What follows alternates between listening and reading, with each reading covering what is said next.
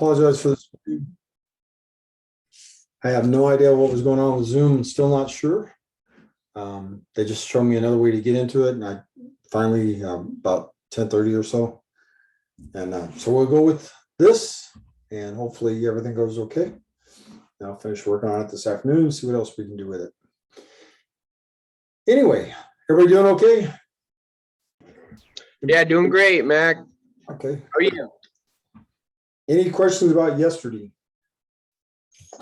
Yeah. Right. Cozy, are you actually licensed? Yes, I am. No, I mean, not Aaron. I know you are. How about Dr. Cozy. Cozy? I think it is COSIE. And Tristan, I know you and I spoke, so I know what yours is. So we're good there. Okay. I was just trying to see if I think she's with the mission office. What I want to do is Yes, I'm at the mission office okay. and I am licensed. Okay. All right. So how long have you been doing this? I just signed up just for a week. Okay. So I'm a new agent. All right, cool. Good deal. As we go through training, sometimes I will share some things with you, and it's not going to apply to everybody, but it's just to give you a feel of some of the things that we look at. I want to do that this afternoon. We are covering prospecting 101. We'll make up for what we missed this morning and get that taken care of. Let me turn this off. This thing goes crazy. But one of the things I look at quite often is MLS. I want to show you MLS just real quick. This is the Mission MLS, Mission McAllen.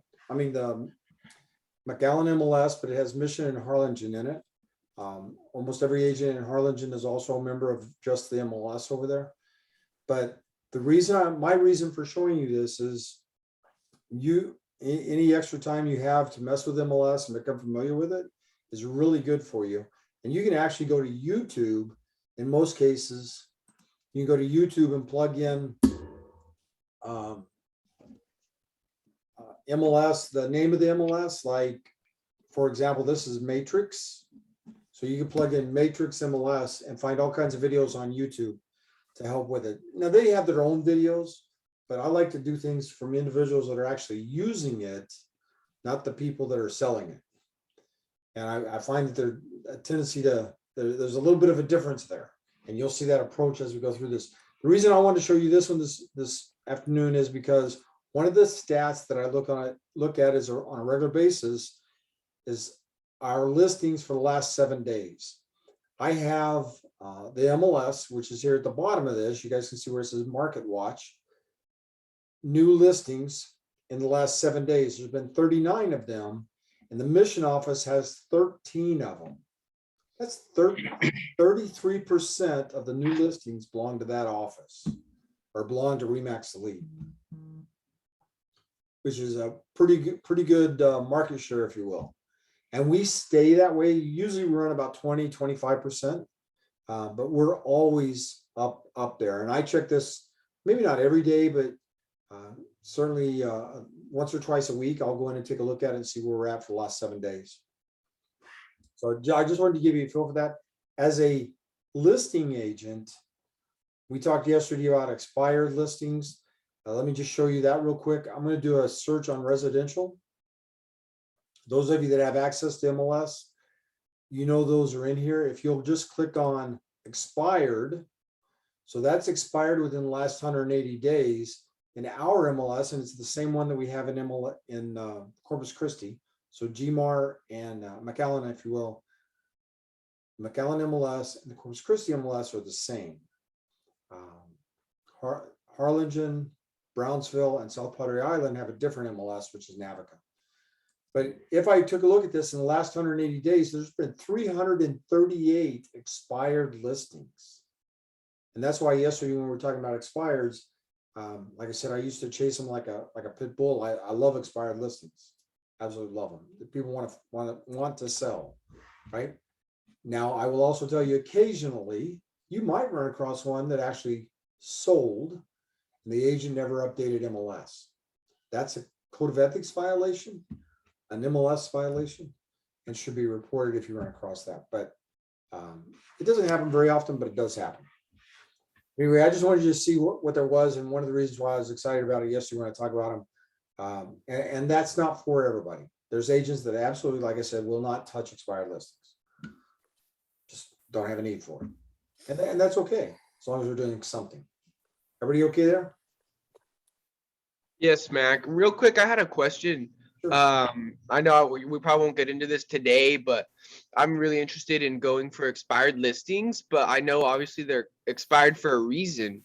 I was wondering if you had any tips for, what you would do regarding those to get them to actually sell, because obviously another agent had them for possibly 6 months, and for some reason that property didn't sell, right? Right. And usually it's because it's overpriced. There's only two reasons a property sells, and this is actually one of the things I used to have on a letter I used. There's two reasons a property sells or doesn't sell, and that's because of the price and the exposure. I handle the exposure, you handle the price. Gotcha. And I used to give that to the sellers all the time.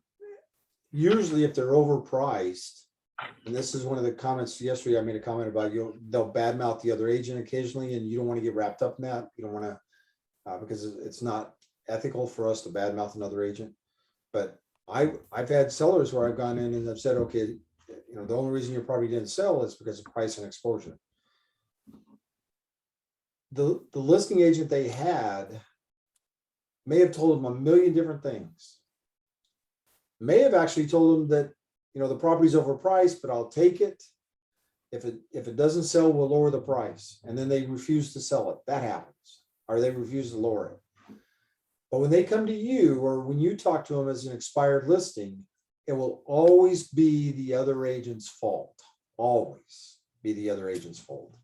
And that's one of the things that when you were talking about prospecting, just keep that in mind. I had a lady tell me, for example, that one of the local agents, had never even visited the property. Because I asked, why do you feel, if you follow the script, sometimes you'll get that. Why do you feel the property didn't sell? And her response was because the agent didn't know anything about the property.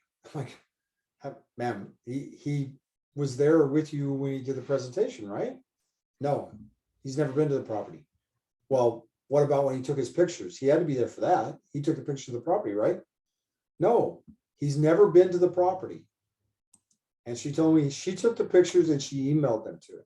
He's never been to the property. And I'm here to tell you, you cannot sell a property without looking at it. Even as a buyer's agent, I would not recommend writing up an offer for a buyer without looking at the property. I know there's agents that have done that, but I certainly would not recommend it, because you're giving advice and opinions to that buyer, especially if you're representing them, and you need to know what that property looks like to do so. But you're going to run across some of that. When we were talking yesterday about the, I thought I had it open here. Let me see. Nope. One of the websites I mentioned yesterday was MikeFerry.com. And if you go into, can you guys see that on the screen? Everybody see that?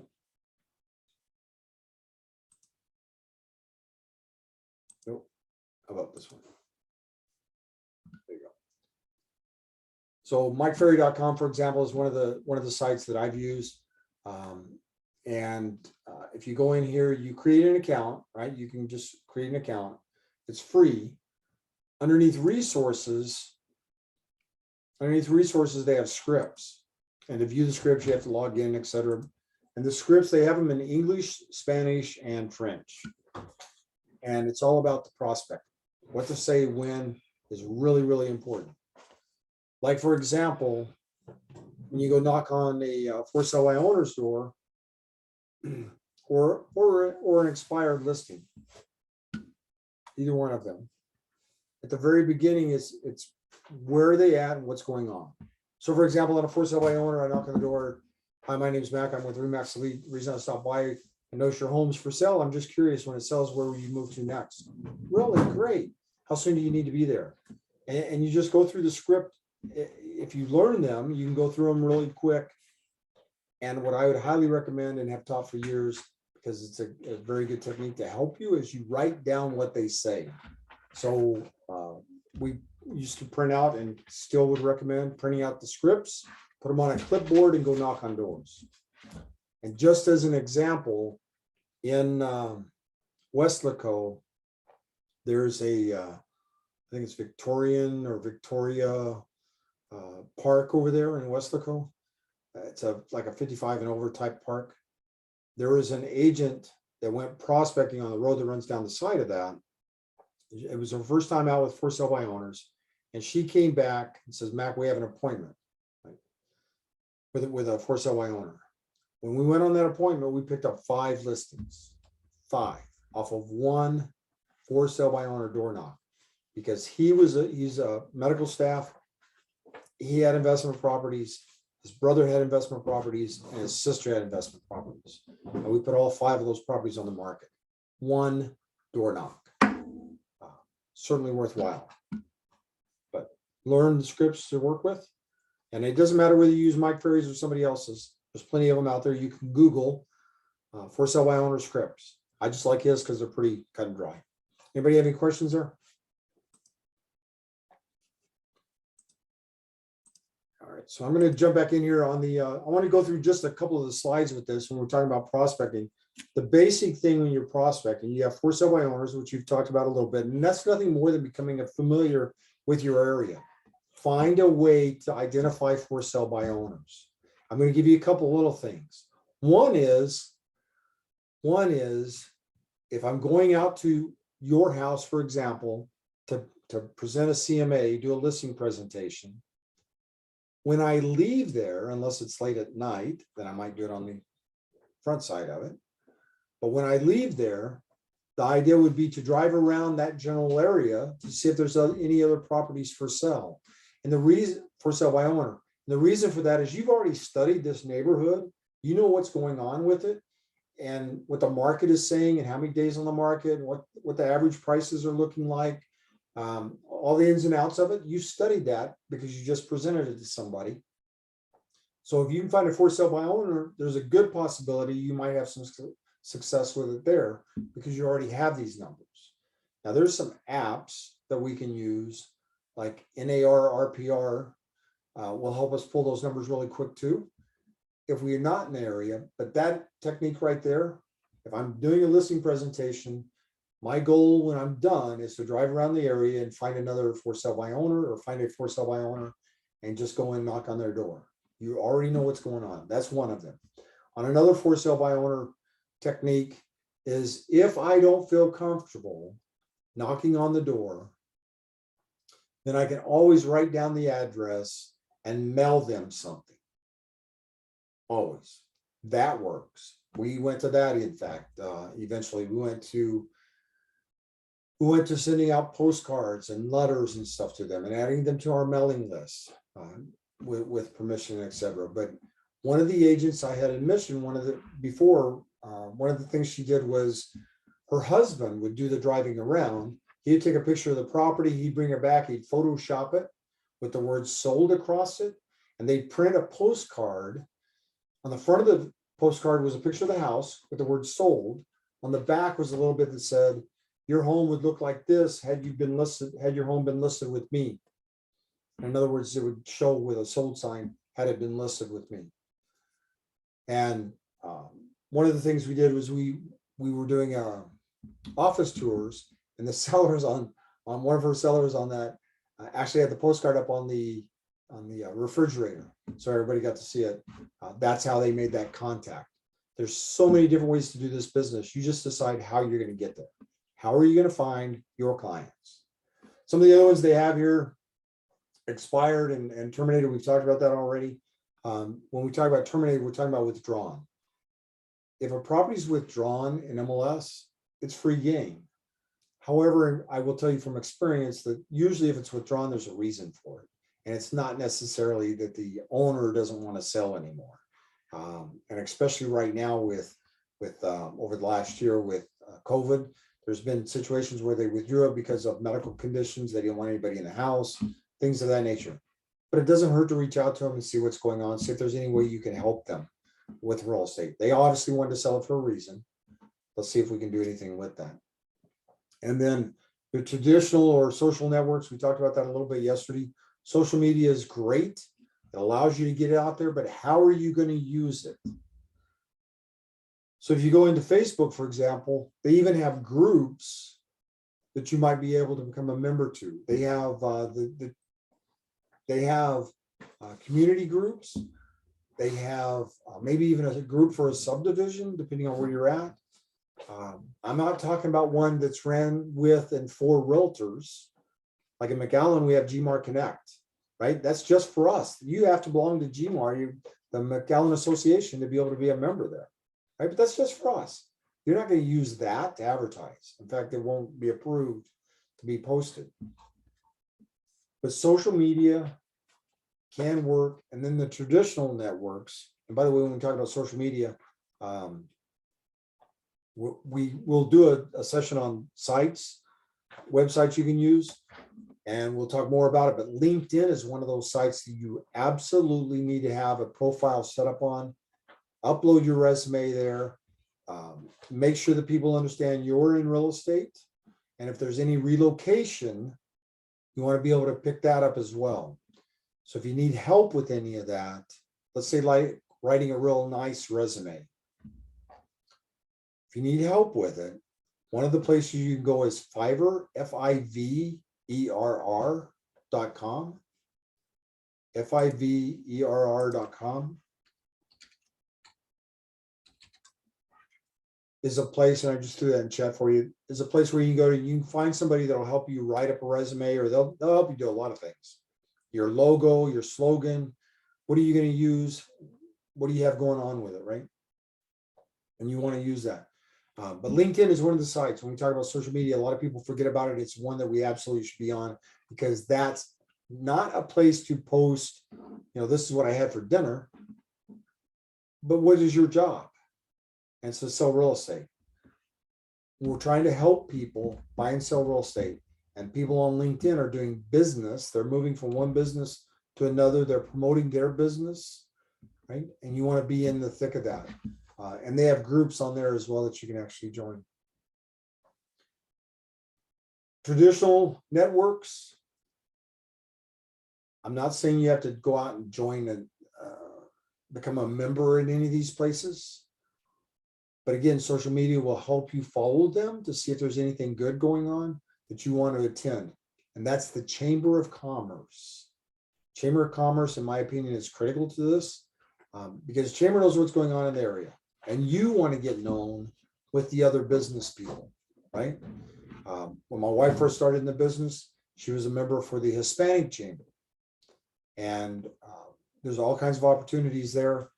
She actually had the opportunity to go to Tampico, where she was representing the Hispanic Chamber and talking to businesses about coming up here. There's all kinds of things you can do with that. That allows you to get the exposure you need for your business. And then they have the EDC, which is the development corporations. They also have the community activities, the clubs, like Rotary is one of those that pops in mind. I started to say rotisserie. Not a club. It's lunchtime. But anything like that will help you. When we talk about traditional networks, that's a part that we're getting into. And then we talked yesterday just briefly about the just sold and just listed. Just sold, just listed, open house notifications. If you're going to do postcards, and I would highly recommend postcards, is you send that to your sphere of influence. The number one thing on all lead generation in our business should be our sphere of influence. Number one. And the way Remax has it set up, they set that out a little different. They have it falling into different categories because there's so many different ways to approach them. Social media being one, traditional marketing being another. Traditional marketing would be our postcards and etc. And then of course we also have our farming part of it. Just sold, just listed, open house notifications need to go out. Once again, to your sphere of influence, they go out to other people. But please make sure the people you have in your database know that you're working, you're hustling. And then we have farming, and farming is nothing more than, and this is on the listing side of this, right? So on the farming side of this, when we're talking about farming, we're talking about taking a subdivision, just as an example, selecting a subdivision and say, I want everybody in this subdivision to know who I am.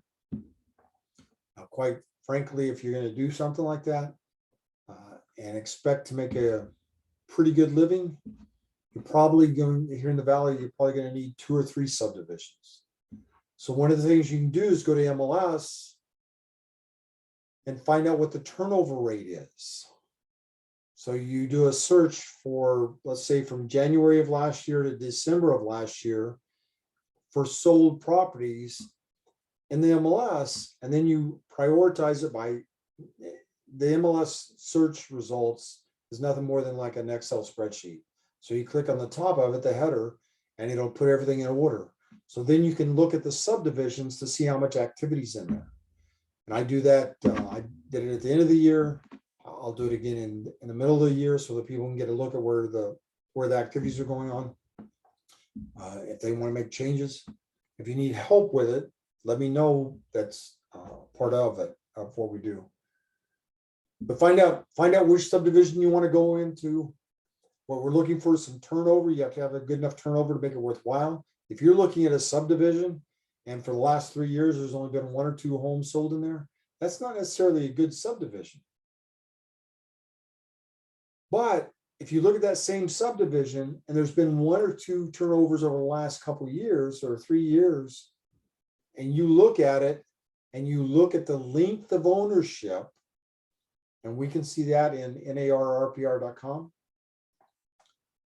and it's at 7, 8 years. So the average person in that subdivision has been in the house 7 or 8 years. I'm going to tell you that's probably a good subdivision to go after. Even though there hasn't been much turnover, there will be here within the next year or 2. So you want to get developed in there. There's a broker here in Harlingen. A few years ago, I had done those stats like I was talking about.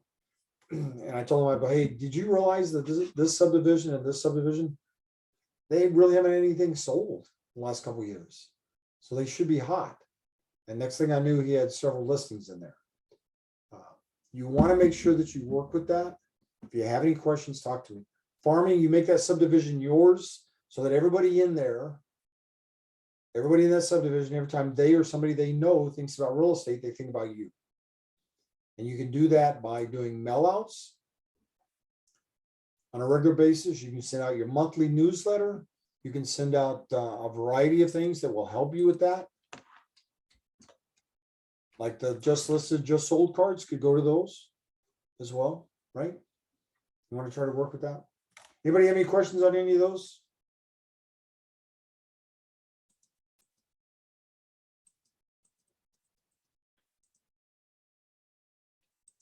Anybody? Nope. All right. So then we'll take a look at the buyer activities.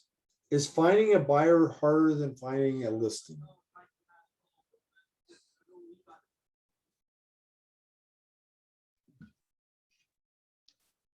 Anybody? Is finding a buyer harder than getting a listing? No. No? Convince me of that, because I think it is. Do you think Finding it's listings to why? me finding listings are easy. Okay. For me so far, Mac, I pretty much only, I mean, I have had no listings, only buyers. So for me, I'd say it's easier because I don't, you have to have a listing to find buyers. And if you don't have listings, you're only looking for buyers. So for me, I've had like potentially, a few walk-ins here in the Port Isabel when I'm the agent on duty. A few of my buddies from the Coast Guard are looking to buy. But in terms of sell, I've maybe had one of my buddies who wanted to sell, and that was that. All right. When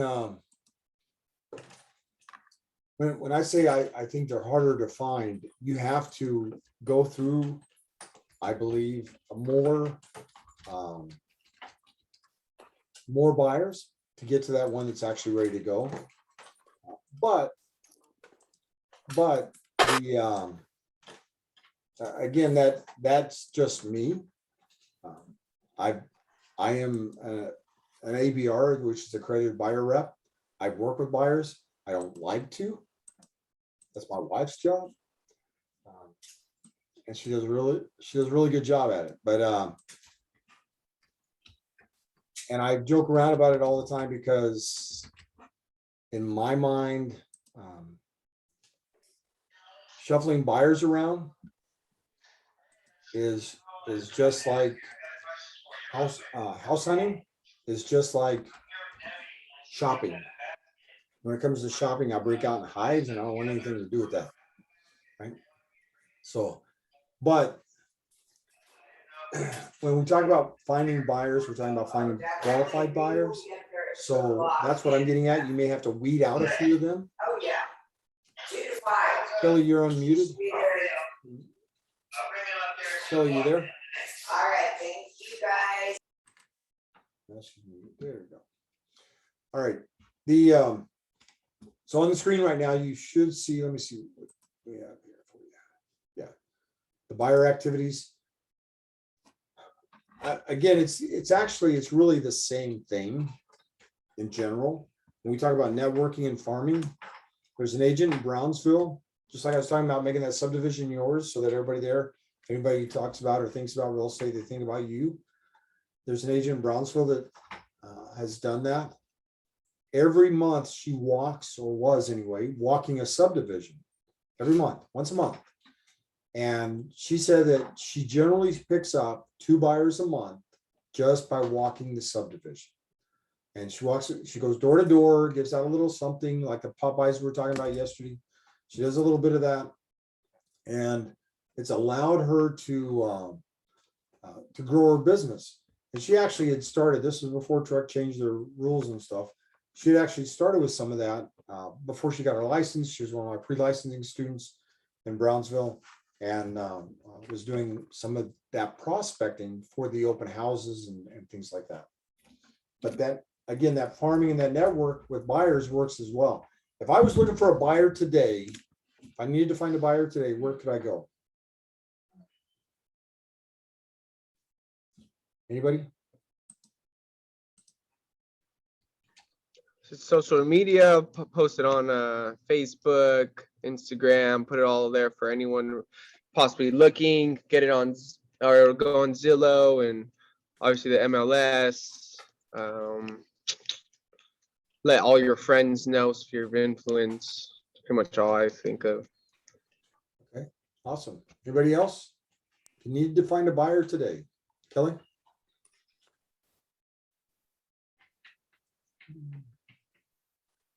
All right, so, and I appreciate that, Aaron. When one of the areas that gets forgotten about, and again, you have to be careful in the way you do it so you don't offend anybody. But one of the areas that gets forgotten about is apartments. And I will tell you, it's hard to work a large apartment complex because most of them have restrictions on soliciting. And if you were there going door to door, they would probably ask you to leave. The first time, the second time, they might have you hauled off. But if you can get their information so that you can build a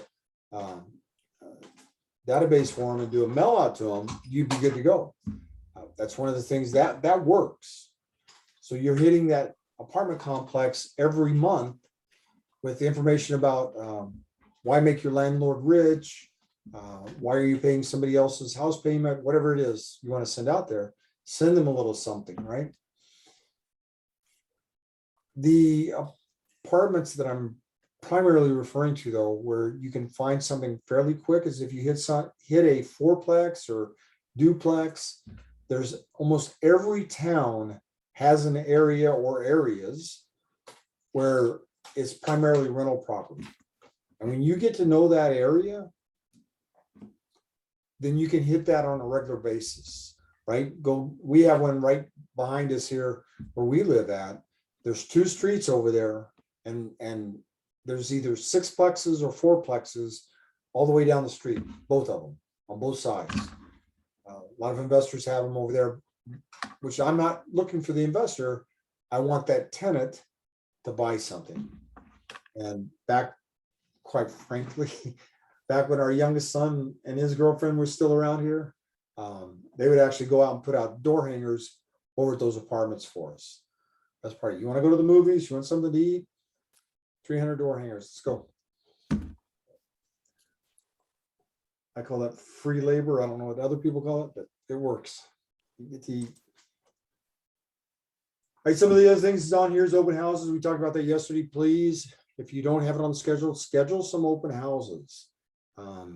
For years, I've told people it's the same thing I've worked with, same thing my wife's worked with as we've tried to build a business as well.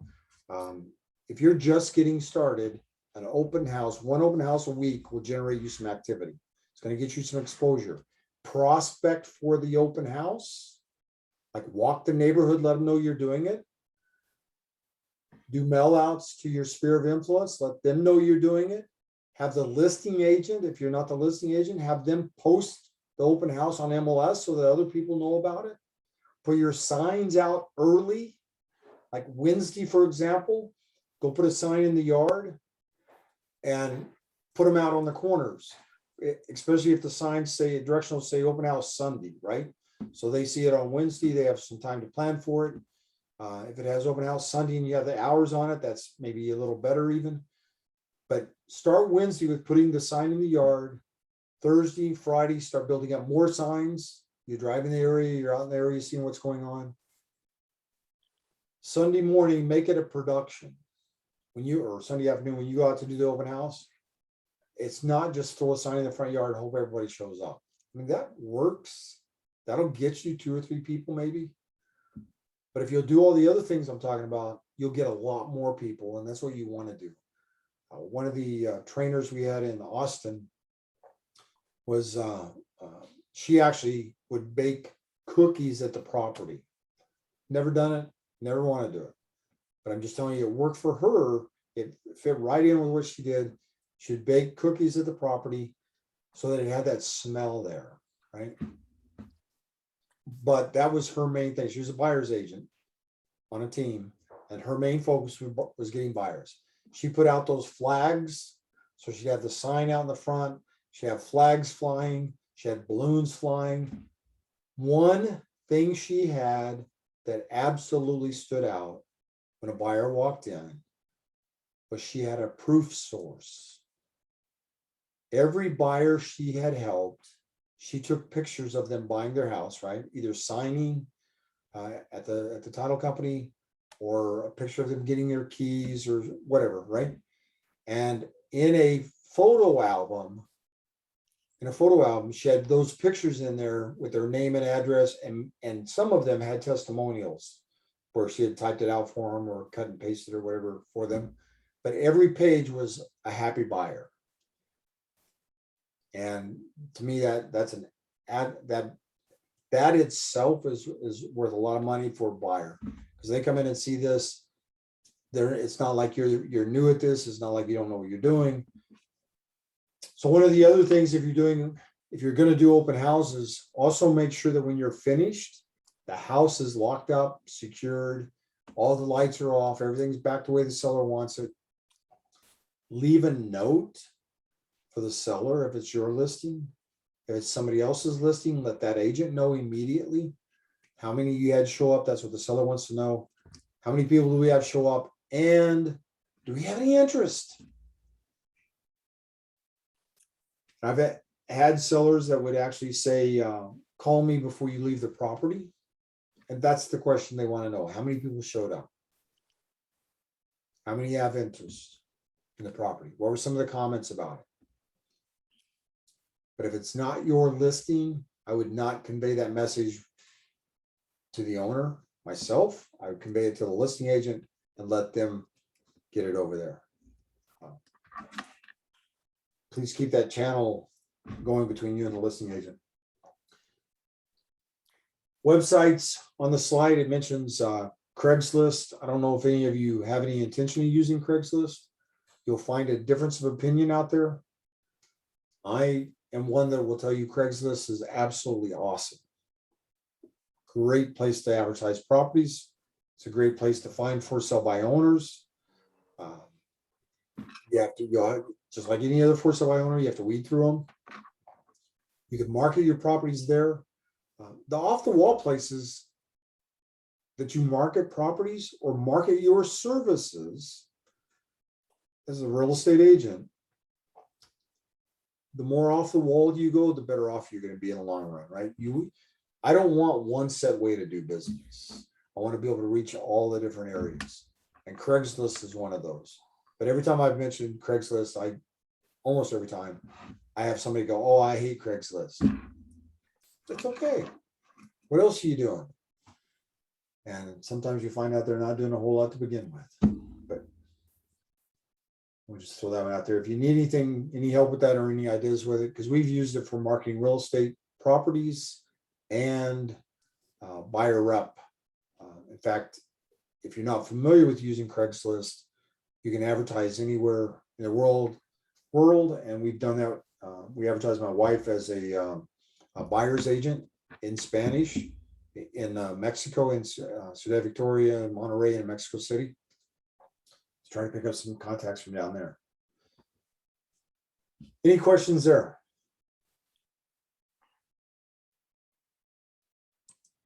All right. Kelly, you okay? I'm fine. Okay. Yes. Because you're unmuted, so I thought you had something to say. Oh, no, sorry. There you go. No problem. All right. On the screen right now, you should be able to see Zillow, right? And we're talking about prospecting. So I just wanted to hit a few little things here for you so that you can take a look at some of the things you might be able to do to help generate some of those leads. On Zillow, if I go to buy, here's homes for sale, right? But here's for sale by owner on Zillow. So if I'm prospecting for sale by owner, and this is just our area, for example, there's several of them on there. You can plug in whatever you want to in the city up here and see what you can come up with. But let's take this first one right here. And sometimes this may not work out, but usually it does. Here's a for sale by owner. It's giving you the price, so they know what the price is. They're the ones that put it on here, usually. And there is the owner's phone number. Now, just like the sign that's in the yard for a for sale by owner, that does not give you permission to call them, to solicit a listing. Can I call them to see if I can help? Yes, but when that turns into a solicitation, you've jumped into the do not call arena. But I could go knock on the door because there's certainly no rules against that if I can get in there, right? And if they still live there. I could call depending on the script that I'm using. And by the way, I went to 0 to Diamond earlier, and you have to actually have an account and log into that now, where before it used to be you used to be able to just go to it. I don't know if any of you checked that out, but on Ricky Cruz, you can also check him on Facebook. He has a group on Facebook where they actually do live telephone calls, or on YouTube. You can find them on there as well. But on that one, for example, you might call this one and say the same thing we did yesterday a little bit. Mr. Seller, my name's Mac. I'm with Remax Elite. I just listed the house around the corner, or I just sold the house around the corner, or I was just visiting the area there. I noticed your home is for sale. I'm just curious and you've identified yourself at the very beginning. I'm curious as to what there is to know about your home. What can you tell me about it? And they may say they're not working with an agent. That's not a problem. I'm working with buyers. I just need to find out what's on the market. If you share a little bit of that information with me, it'd be great. Or you could use I'm just calling to see if I can help you. The one about working with buyers, can you share some of that information? Works. I don't want to say I have a buyer for that area unless I actually do. So there you need a buyer rep agreement in case somebody was to complain. But all you're trying to do is find information about it. It may eventually come to the fact that you want to, they want to list it. We've had great success with for sale by owners. There was one where we were doing an office tour, and we drove into a cul-de-sac, right? We drove by it, and there's a for sale by owner there. We pulled up, and there were some new agents in the back, and I'm like, nobody said anything. We drove by a for sale by owner, and none of you said anything. So we're going to look at this property for the office tour, and on the way out, we're stopping. So somebody's going to go knock on the door. I pull up afterwards. I pull up in front of the house. Nobody wanted to move. My wife jumped out, took a business card, wrote on the back of it, "Give me a call. I need to talk to you about your property." That's all. Put it on the door. Got a phone call. Listed the property for sale. And the owner's response was, "I've been waiting for an agent to come by." Right? You'll hear that from different people. "I've been waiting for somebody to stop and talk to me. I've been waiting for an agent to help us." And you can ask them how long you've had it on the market, how much are you selling it for, why hasn't it sold yet, have you had any interest at all? And when you ask, have you had any interest, they'll the neighbors or a friend or right. Or if they have plans on selling it to that person, we can still take the listing, but exclude that person. Give them a week or so to get that together, but we still take the listing, right? So there's all kinds of ways of working on it. But anyway, this is one way to find for sale by owners, is just through Zillow. So you can get that information. If you want to do it passively, go in here, pull the addresses off, and send them something. Send them something. Let them know that you're available if they need any help trying to get their home sold. Something of that nature. One of the booklets that I have that we used to use is how to sell your home on your own without paying a huge commission. And we used to actually take that to them. Here, I just want to give you a little something. Hopefully you get the home sold without listing it with an agent. That's okay. The idea is, in all honesty, they're probably not going to do that. The numbers today are indicating that there's more people using agents to sell properties than there's ever been, right? Because they need it taken care of. But I'll also tell you, we create a mess for ourselves. We do. How many of you, or have you, seen people post on Facebook? It's over the last year, it's a really hot market. I sold this house in 24 hours. Or it's a really hot market. I got a buyer for this house in 2 days. And by putting stuff out there, your agents are doing it to make themselves look good. But what you're telling the consumers is, I don't need you. Anybody can sell something in this market, which is not necessarily true, because we still have, as you've seen, over the last 180 days, we still had over 300 expired listings. So not everything sells. Questions, comments? Mac, real quick. Sure. I had a question. So for sale by owners, the approach you kind of want to take on it is, the way I see it is that for sale by owners think, or maybe they do know a good amount about real estate, so they feel they could do it themselves. So I'm not going to come in saying, "Hey, let me sell your house for you." It's more of a, "Hey, here's my name. So if, things get hard, guess what? You're calling Aaron now because you couldn't do it the way you thought you could do it," type of thing. Is that a good approach, you think? Absolutely, Aaron. And one of the things to help with that, there's so many, that's what I'm getting at. There's so many different ways to do this. When I was in Mission, one of the things we had was, and I picked this up from a seminar, I think it was at the state level. I don't remember exactly, but I had a milk crate in the back of my truck. It was in the back seat of the truck. That was my filing cabinet. Just an old milk crate. And in that milk crate, I had a file that had IABS in it. I had a file that had listing agreement, seller's disclosure, the buyer rep agreement, and the 1 to 4 family contract. And stop at a for sale by owner and give them a seller's disclosure notice that you've printed off out of zip forms, and you can put the word sample across it so they can't use it, right? And I see you have your home for sale. I don't know if you know it or not, but it's a state property code. You have to make the buyer aware of any deficiencies you have in the property. So I just wanted to give you one of these. It's a seller's disclosure notice. You can't use that one, but you can go to the Texas Real Estate Commission's website and pull one down from there. Or, you know what, next week I'll be in this area about the same time. Is it okay if I stop by and I'll just bring you one? And a lot of times they'll say yes because they don't think you're going to show up. But you and I work off a schedule. We know we'll be there. And I can tell you that works. Normally after about 3 times, they'll either tell you not to bother coming again, or they'll actually want to do some business with you. So I would go back the second week, just come to see if you had any questions about the seller's disclosure notice. No, it's okay. Or sometimes they'll say they didn't even look at it.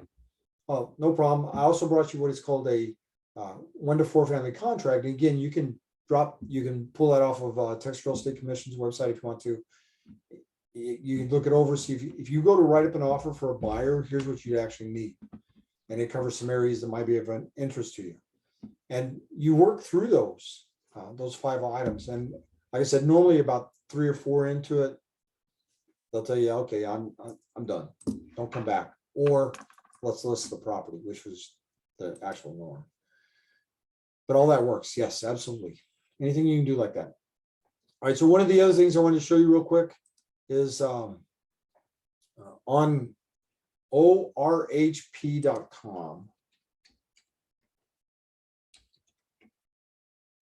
orhp.com. orhp.com. You don't have to have an account. I'm sorry, you don't have to have a real estate license to get in here. But if you do have one, right here where it says real estate professionals, there's a toolbox here for you. And you want to go to customize marketing materials. This is free, right?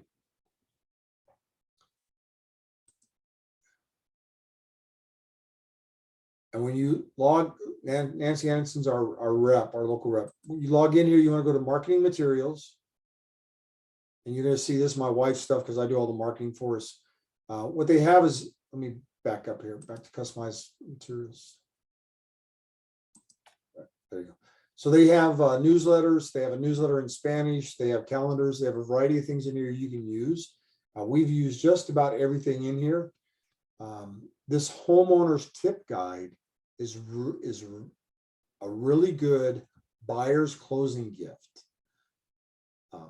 Or if it's not going to be their gift, at least take it to them 5 to 7 days after we've closed, 5 to 7 days after they've been handed the keys, stop by the house and drop this off.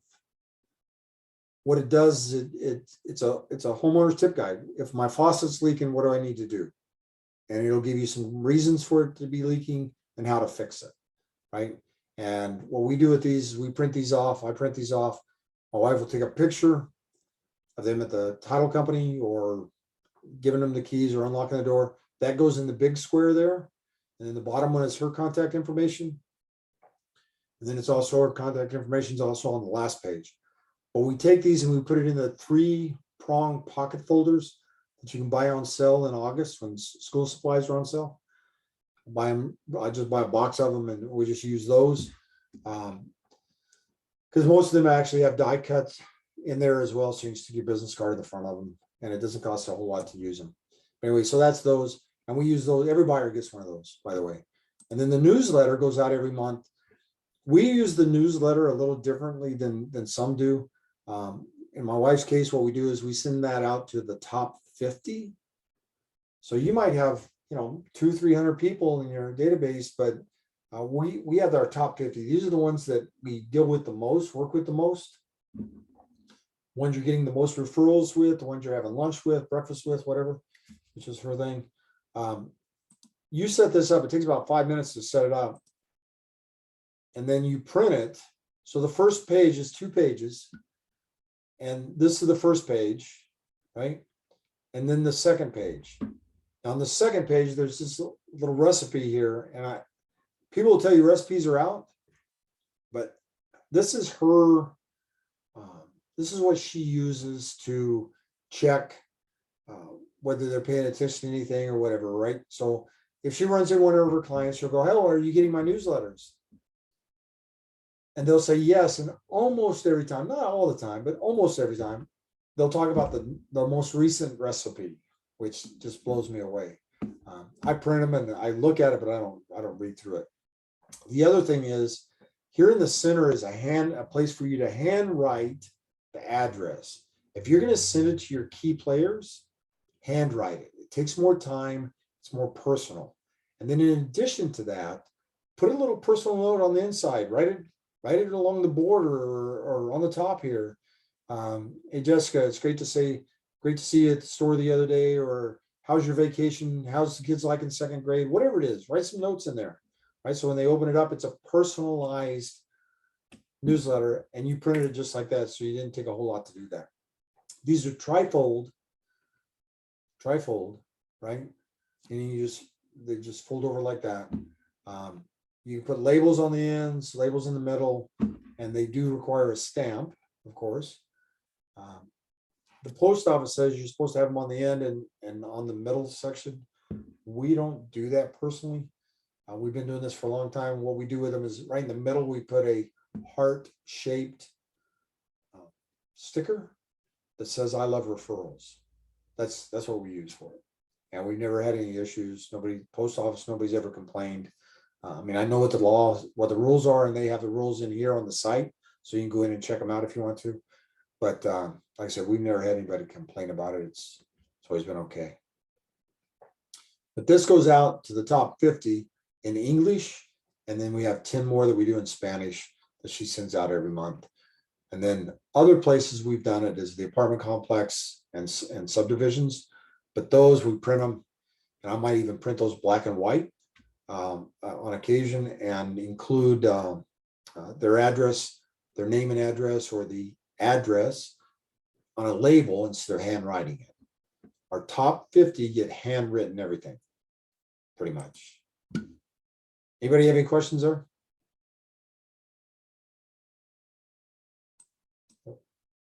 Okay. All right. I don't know if this slide will open back up. Probably not. No. So this is the site that I was telling you about yesterday. I don't know if you guys had a chance to go check it out or not, but yeah, it can't be reached. Okay. But she has one of the things she has on there are the pop-by gifts, and that's the part that we're trying to work from. Maybe disabled, I don't know. Did any of you look at this one yesterday? Anybody? No, I didn't. Okay. Let me just try something real quick.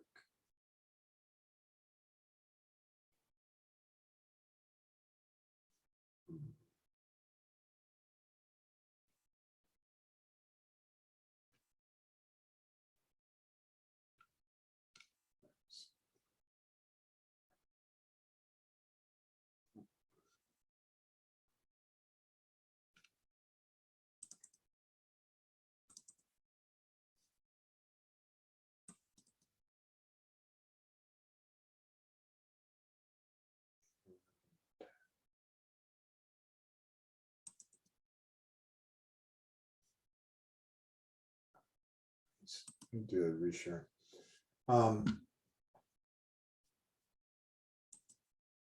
So here, I'm going to share a calendar with you real quick.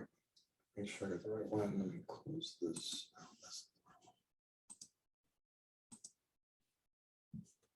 You guys see a calendar on the screen, right? Nope. There you go. No. Got it. We had 3 different screens I'm running off here. There you go. You see the schedule there? So this is a Brian Buffini schedule, and this is what he used. The pop-bys are his thing, right? So he has 3 ways to reach your clients. You can call them, right? So let's say I have 500 people here, or 100 people, or 50 people, whatever it is. Every month I can call them. That's one way to reach them. They just call in to see how things are going, right? Learn the script that goes with it. Mike Ferry's script is, hey Aaron, this is Mac. It's a business call. Do you have a minute? Yes. Great. Just curious who you might know that I need to be talking to within the next 7 or 10 days about real estate. Nobody? Really? How about people you work with, people you go to school with, people you socialize with, anybody at all that you might know? No? Okay. Well, like I said, this is a business call. I'll give you a call later on and we'll chit chat for a little bit. Thanks. And you move right into the next one. All right. So calling is one of them. And that was Mike Ferry's script, not Brian Buffini's or Ricky Cruz, but calling them, sending them something of value. So again, on Brian Buffini's stuff, what they'll do is you send out a flyer on how to maintain your yard, right? How to protest your taxes, how to do whatever it is, right? Send them something. So call, send, and the last one is pop by. And so you're not going to do all of those, but you're going to take your database, you're going to break it down into thirds, and you're going to do some here, some here, some here. And then they rotate around. So next month you'll do, and you continue to do that just as an idea, right? And this schedule that you see on the screen is one of his schedules. This is what they recommend. It allows you to stay focused on what needs to be done. And you're block scheduling everything. Now I realize some of you may not be able to do this. I get that, especially just getting started, right? But that's something you want to shoot for so that you can actually do that. In the center, if you take a look at lunch, you have a client lunch, right? So I'm going to go meet with a client. That could be anybody, everybody. It could be somebody who recently closed. And by the way, on the buyer side, if you get 2 or 3 of your buyers together and have lunch with them and talk to them about their experience, listen for the good and the bad. In fact, what they actually say is ask them what you could have done better. And from my experience, what they'll tell you is, oh, no, you did a great job. Yeah, okay, but what I'm really trying to do is build my business a little more. I'm trying to improve in the way I do things. What can I improve on? And the response I got was, you might try answering your phone a little more often. But that's okay. I was asking for it, right? So a client lunch, buyer lunch, and then the last one is lunch by yourself because you need some time to put things together. And if you've been doing pop buys, where you actually been going by talking to people, you might need that downtime for a bit there, all right? Because that's what a pop by is. It's nothing more than where you went by, hey, I just stopped by to give you a little something, and by the way, who do you know that I need to be talking to about real estate? Here's one of the stickers that I had used with the animal crackers, just to give you an example.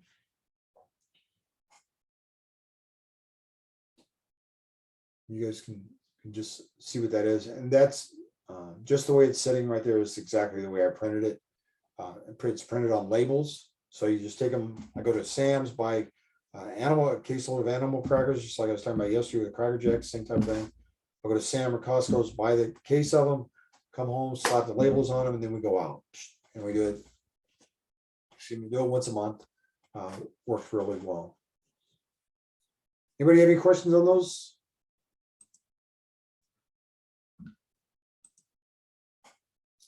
All right. So last question of the day. Last question of the day. What are you going to do to generate your first contract? How are you going to prospect? What are you doing today for prospecting? Anybody?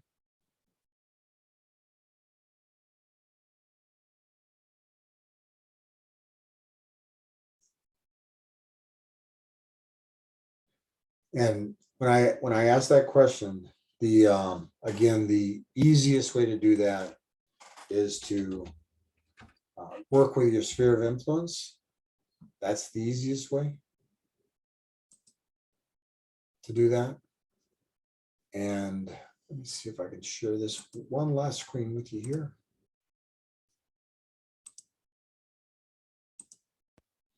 This is that website I mentioned yesterday. It's called breakthroughbroker.com. Remax has tons of material out there. You can go find a lot of this stuff on Remax's site as far as putting it together. But the template type is on, there's a lot of this stuff on here. So when I say marketing, for example, yesterday I mentioned the letters. Here's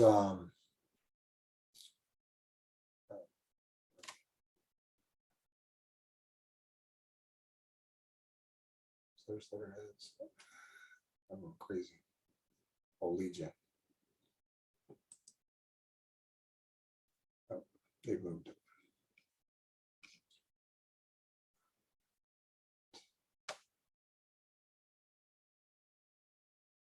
Letters, there you go. So if you go into the letters, you go into farming letters. Here's a new listing letter, just sold letter, benefits of working with me letter. Those are all good and can be beneficial to you. If you go in and you just take a look at benefits of working with me, when you go in here and you start doing this, you have access to these things. And again, the basic letter generating it is free. You get a digital download, you can print it yourself, or they'll do printing or arrange for printing. You can do all that with them if you want to. I do a lot of the stuff. I use their for sale by owner letter and was able to generate some leads off of that. But I did it all where I printed it myself, not them. I just did the download and then printed it from there. Marketing letters. There's your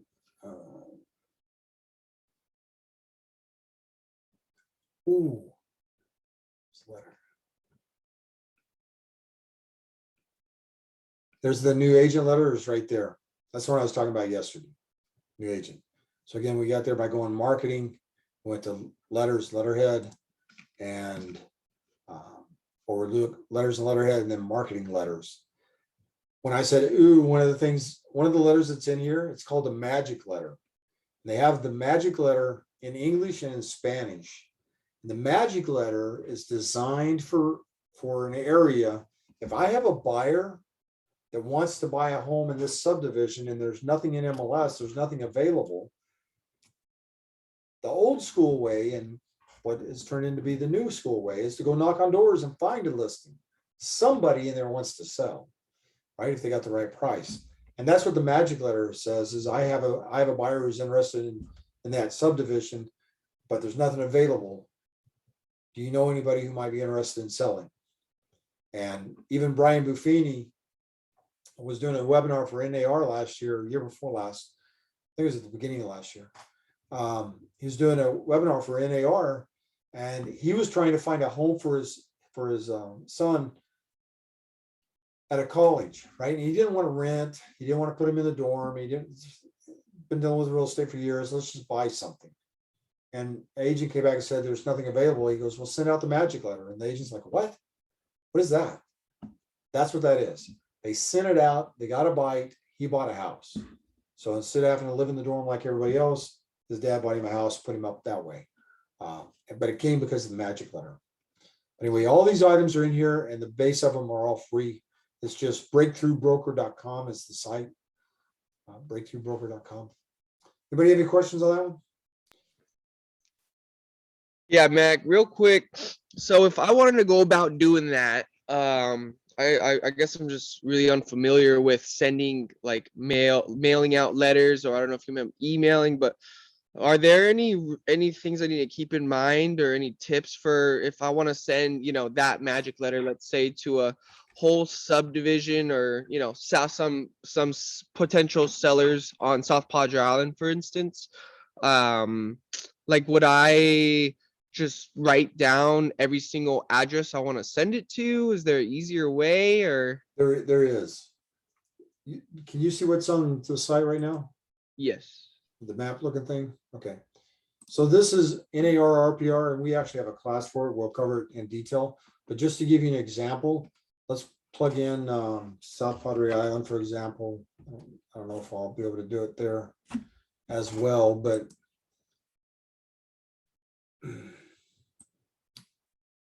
and you have to get this all set up. So you don't want for sale or lease. You want public records. And this will actually, see how it says too many results. So you have to narrow it down. It needs to be less than 500. So you can actually decide what it is you're looking for. Like in this case, we know we want a condo. You can add these other things in if you want. And again, we'll do this in a class, separate class, and you can go in here. And this is what I was getting at earlier. I can find people at South Padre Island that may have owned the property for 10 to 15 years, for example. Update the search. Still too many results. It has 810. So I'm gonna go back to the filters here. I'm gonna come down here to the bottom, and I'm gonna plug in. Let's say I want that buyer wants a swimming pool. So I go in over here to the keywords and click on pool. This is all based on public information. So then I can pull that up. Oh, we only got one pool, one property. That's not good. Let's take that off there then.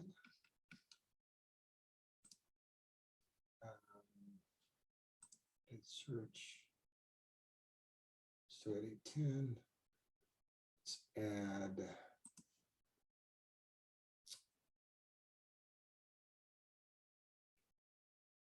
Let's add.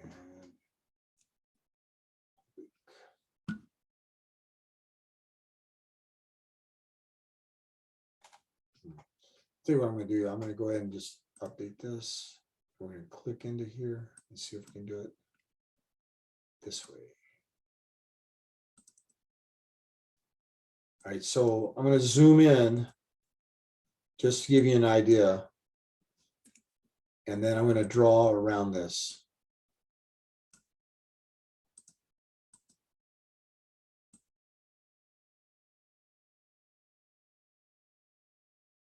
I'm going to wrap this up in about 2 minutes, guys. Search this area. All right, so we're looking at public properties. We have 41 properties there. So now if this is a regular subdivision, I was trying to do a mail out to it.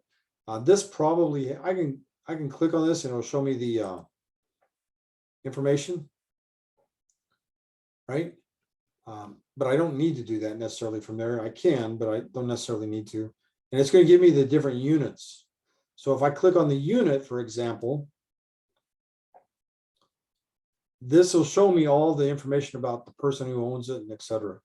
And but that's not what I want to do. I'm going to go back over here. Well, actually I can do it from here. I need to go back to the list.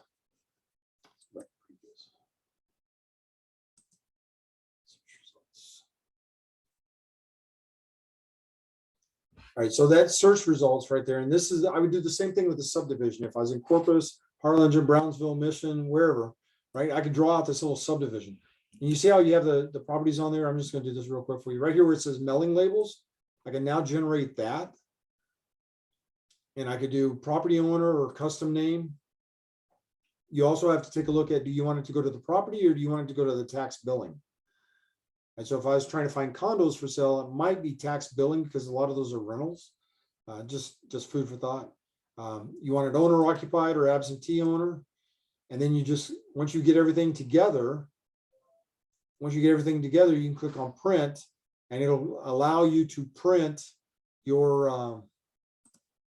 it'll allow you to print the label just like this one is right here. And you can use those to do your mail out. So pulling it for a subdivision is really easy, where years ago, one of the things we used to do is we take the tax records and we sit here and type them all out like a little clerk, and then save it so we could use it again. But you had to update them every now and then because properties are being sold and et cetera. This makes it a whole lot easier. You can pull 2,000, you can export 2,000 mailing labels per month on NAR or PR just by clicking the right buttons. Right. So, but yes, that's the way you'd be able to do it, Aaron, and it makes it a whole lot easier for you to be able to hit some of that. But if you're trying to hit every condo in that complex, you might have to break that down a little better than what RPR has on it. It's pulling from public records, and some of Cameron County's public records are confusing to us as we look at them, let alone a computer system. Gotcha. Okay. Thank you. All right. Anybody have anything else?